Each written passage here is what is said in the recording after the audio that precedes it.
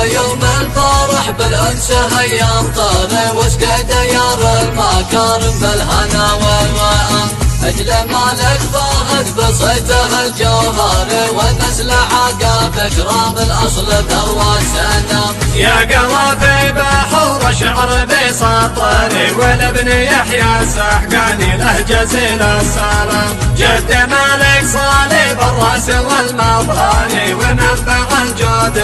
له في المعالي مقام من ديار الاغدار بشوقه والمخبر وباسم خالد وصالح زف واحلى كلام اول مالك حزام الظهر والمفخر اهل الخراب الوفا والجاه والاحترام احمد علي ابن خاله به استبشر ويا عريس المقامه فوق على الغمام الف مبروك بالورد الندي عطري وليله العمر وهنا بالهنا والتمام سنة الدار بالأنوار والمظهر وجه الليل والقمر شدى بالهيام شبل فهد المفدى سيفنا الأبتر عز من طاب جده والخوال الكرام بارك الله غرسك يا نسيم طاري وجعل السعادة فالك كل ساعة يا طيب غرد بالفرح وانشر على الدنيا العبر قلب المحب اليوم شرح بعرس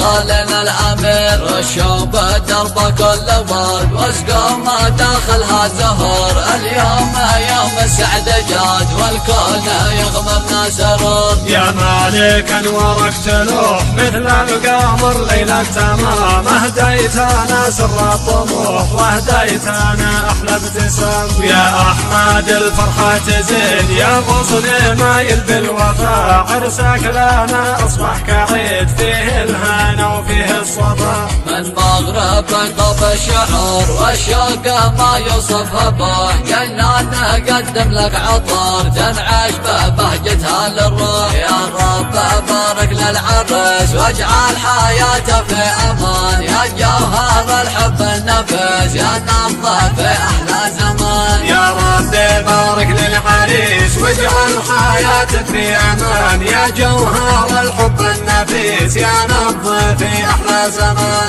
الفين مبروك الهنا تمطر عليكم بالسعود يا اهل الكرم والاعتلاء يا اصل طيبين الجدود فرحة بالنشامات هنني والسعادة في الدار لهرنا والسعادة في الدار لهرنا جينا بالتهاني ملايين لأهل الكرم والوفا كنا لأهل الكرم والوفا كنا عقبي بالجودة تعانا وين والطب الفعل يبننا والطب الفعل يبننا والسحقان العزة يكفيني هيبة وفخر الناس بهنا هيبة وفخر الناس بهنا يا رب بالسعادة واللين واجعل حياته كما الجنة واجعل حياته كما الجنة صلوا على صفوات الدين مطر غرد على